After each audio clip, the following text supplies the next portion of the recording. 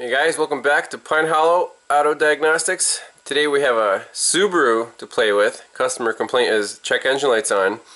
It's a 2006 Outback, 2.5, single overhead cam. It has 147,000 miles on it. So let's scan for codes and see where this takes us. So in the codes menu, let's go to our OBD2 codes. Alright. Good old P0171 System 2 lean. That's interesting. And a 457 evap system leak detected, fuel cap loose / off. So that would be, I assume, a large leak where you can't even pull vacuum on the system. Okay. Now, so which one's more interesting here? Let's research this System 2 lean first. And first thing I would do is go to freeze frame data, see when this happened. And to do that, we need to go to our generic functions or global and look at freeze frame. And hopefully it's stored freeze frame for the lean code, not the evap code. That's not as interesting.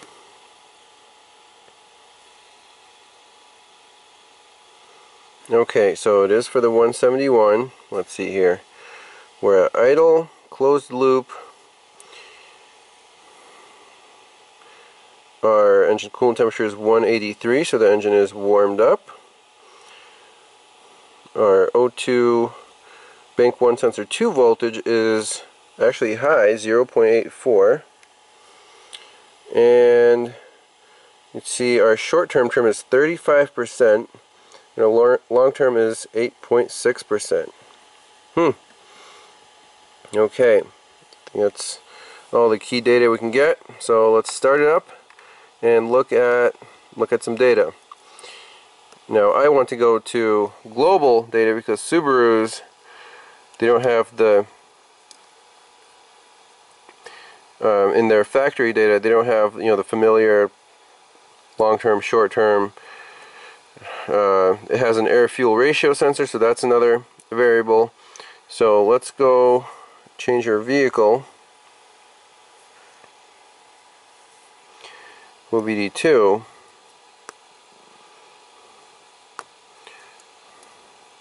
And look at that data. Okay, we are in the generic mode.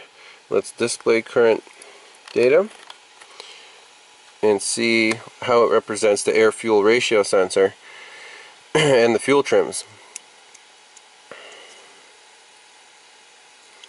So if you remember at idle, the short term went to 35% in the freeze frame when the engine was hot. So let's customize this. So what we want is, see, fuel cell system 1, engine speed, engine coolant temp, grams per second, short term bank 1, long term bank 1. And we definitely do want to look at the downstream sensor. Equivalence ratio of the upstream is important. It also represents it as a voltage. I don't know why they have this listed twice. There's current. Yeah, I think that should be reasonable. Okay. So long and short term fuel trims. Equivalence ratio. So let's focus on long and short. Okay, start it up.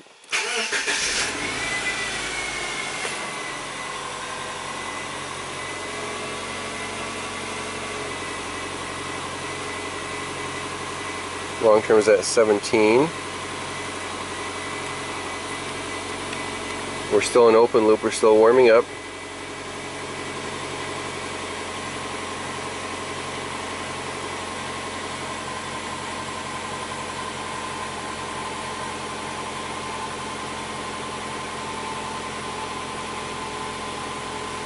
Okay, closed loop, our short term is starting to correct.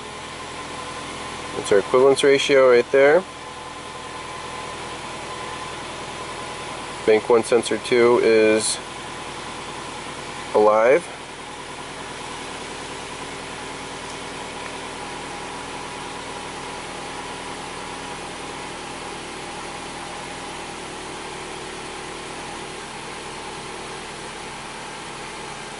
We'll raise the RPMs a little bit.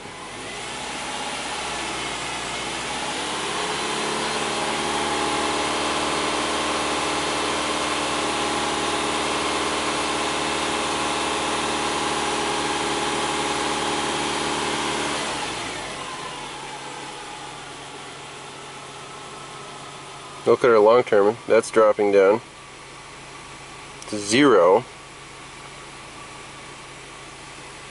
And our short term is around 6%. I don't know why the long term was stuck at 17 at first. Not sure.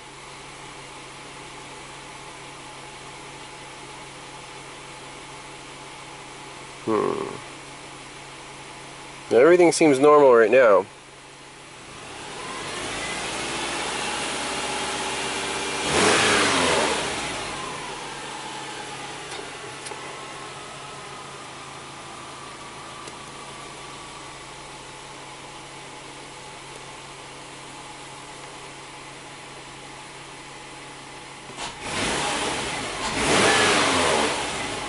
I want to see this bank 1 sensor 2 go high.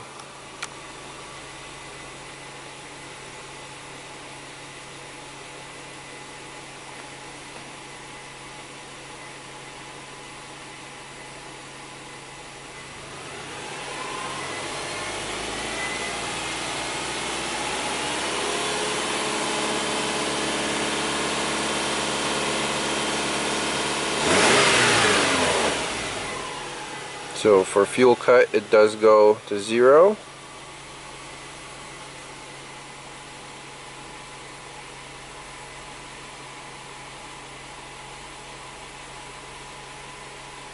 Now I do want to see it go higher though.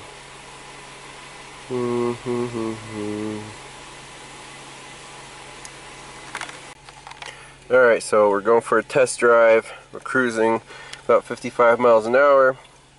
You can see our short term when I was on the throttle is around 10 to 15%.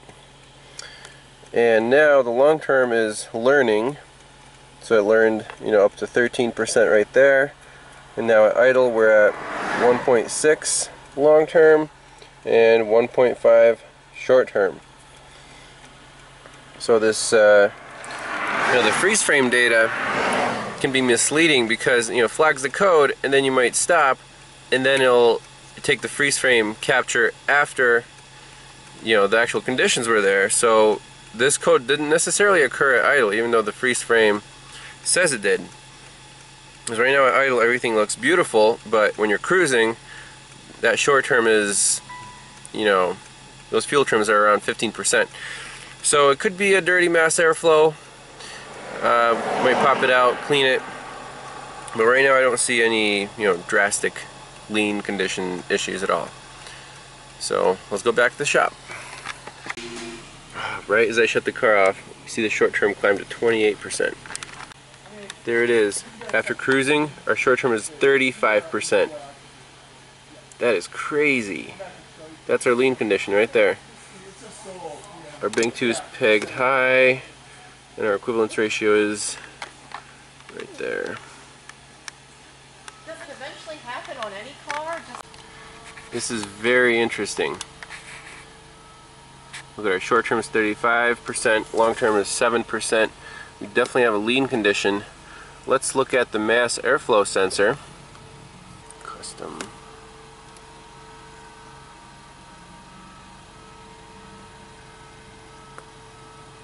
Airflow rate, long term, short term, O2, voltage, equivalence ratio, that's all we need.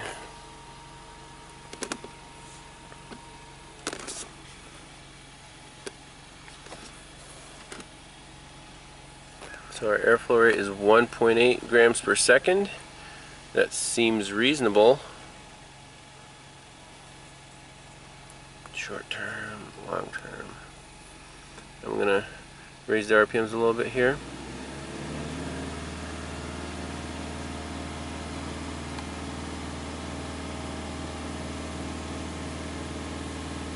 We're still at 30%.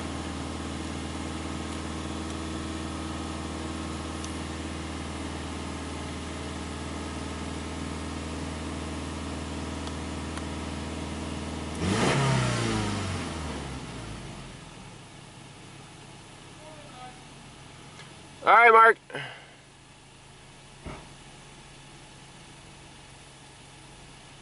Coming right back up.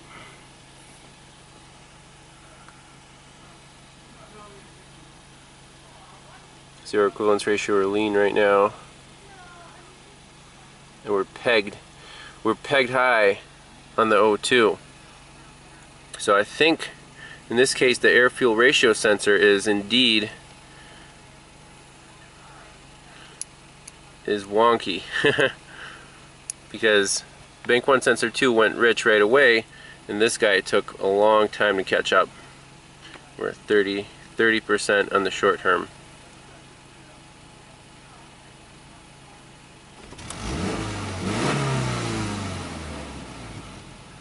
Let's reset it again. See the equivalence ratio? Right there. Still lean, lean, lean.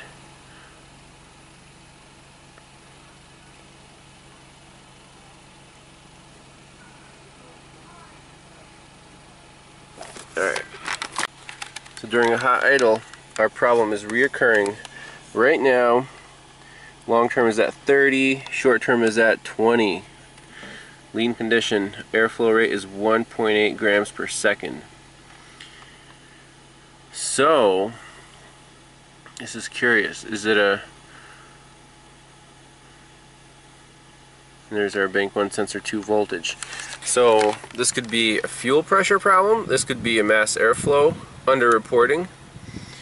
Let's take it for a, punch it to the floor and see how it runs, and we'll go from there.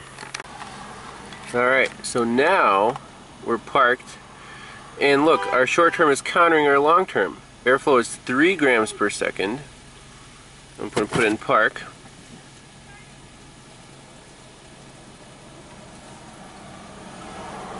Haha, do you see the difference, guys? We're in park. Before we had 1.8 grams per second on our mass airflow. Now we have 2.5, 2.9, about 3. So that is cool. That is really neat. And right now our fuel trims are happy, it's the short term is countering the long term. So that's it. That's the problem. Our mass airflow is underreporting intermittently on this Subaru. We're going to get a new one, pop it in, and hopefully it works. The cleaning won't help this time because it's inconsistent. Sometimes it underreports, sometimes it does not. We'll check, do a visual inspection first, obviously, but that's the issue with this vehicle. I think that's pretty neat. I've never seen that before. Look at our long term is correcting now. So 2.6, 3, 2.8, I don't know why it's jumping around that much. But underreporting mass airflow. Okay, so here we are. We're idling. Everything looks normal. So we're suspecting the mass airflow sensor, which lives right here. I'm going to do a little tap wiggle test and see if our grams per second reading changes while we don't change the RPM. So here we go.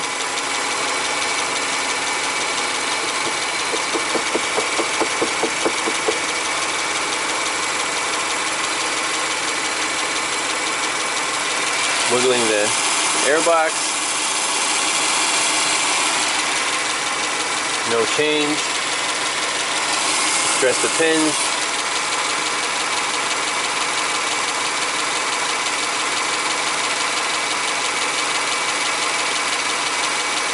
No change.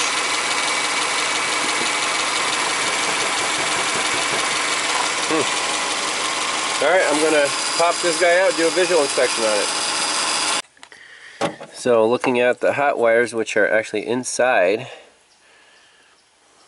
let's see if we can light those up a little bit. See those two guys in there?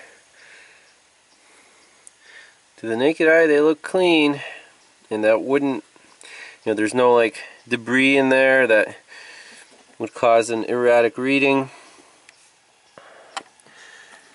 It's clean in there. You can see the air filter. Need to pop the air box off, see if the filter's sitting right.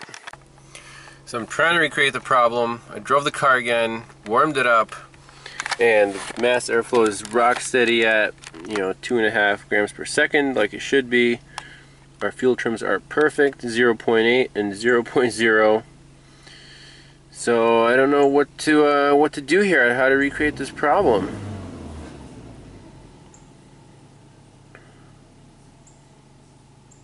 Maybe we'll just reset the codes, let it go. This is my neighbor's car, so he can bring it over as soon as the check engine light comes back on, no problem. But it's kind of frustrating when the problem's intermittent and you know, we saw it happen once, and now it's, you know, fixed itself, right? So that's the way it goes sometimes. We'll see where this goes. The problem is happening again. Look at our mass airflow, 1.8, 1.9 grams per second, 1.7, and our fuel trims are pegged out. Let's keep this rolling, go under the hood, and do a couple voltage checks at the sensor. So the problem is occurring. I'm going to tap on the sensor. Nope. Wiring check. Let's go. I want to look up the wiring for this vehicle. Let's see, Outback 2.5, yeah. Fuel injection, mass airflow, information. 2 is MAF signal, 3 is Ecm Ground, 5 is ignition power. So that guy right there is our signal wire. So on the ignition feed wire, that last pin, pin 5, we have 13.7 volts. Now what was our Ecm Ground again? Ecm Ground is 3. So pin 3. Let's check that.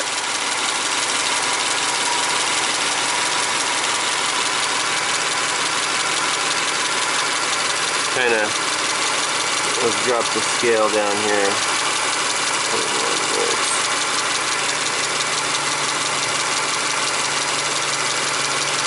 0.45.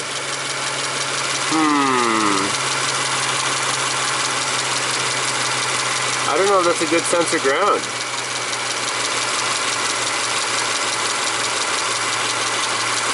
Let's see what else we have here. And MAF signal is 2.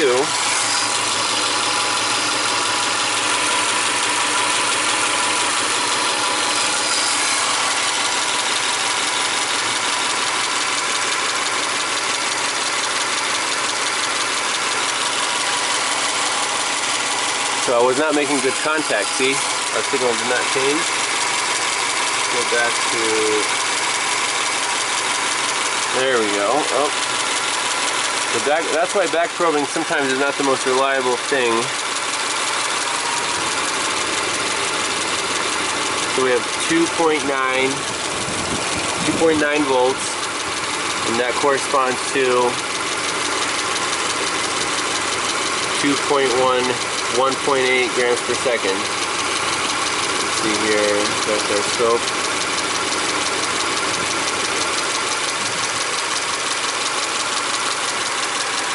You can see our signal voltage is not changing at all. 2.9, rock steady. But at our ECM, let's see, our scan tool, That reading is jumping around. 2, 1.9, 1.7. Let's check this Ecm Ground again. Make sure I have a good contact.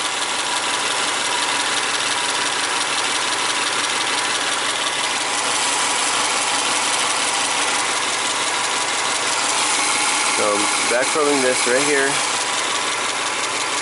1.1 volts. That, I think, is our problem. 1.1 volts on the Ecm ground wire. Now, let's ground this through a test light just to be safe and see if our signal comes back. Okay, here we go. Test light, battery negative. Let's ground this pin, see if the voltage drops. Ooh, didn't like that, did it? That's 0. Engine definitely responded. Let's look at our scan data. So 1.7, 1.9, I'm grounding that pin. 1.4. Let it go. 2.7. 2. Let's see here.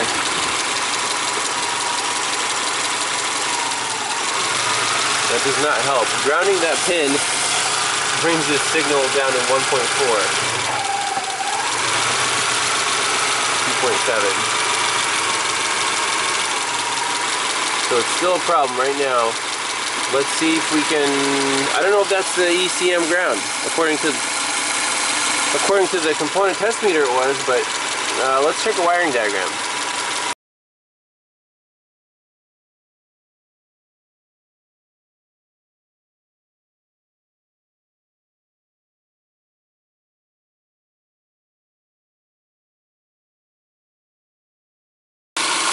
Guys, you're not going to believe this. I started pinching off hoses. Here's what I found. So we have our low MAP reading. Our fuel trims are pegged out. I'm going to pinch the evap purge hose. Oh man. 2.6, 2.8. Fuel trims back to normal. Wow. That is crazy. Taking my vice grips off.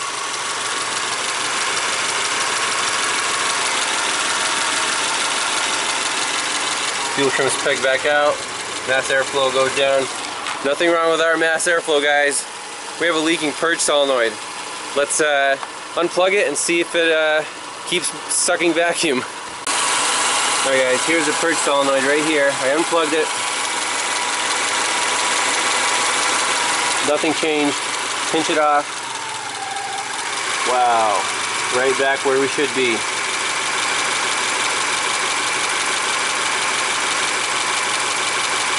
So apparently when this thing is hot, it sticks open.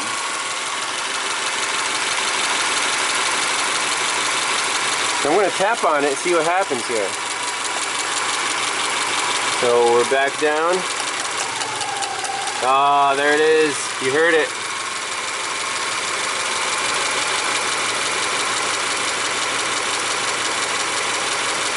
Sweet. Alright, let's plug it back in. Oh, that's freaking fantastic.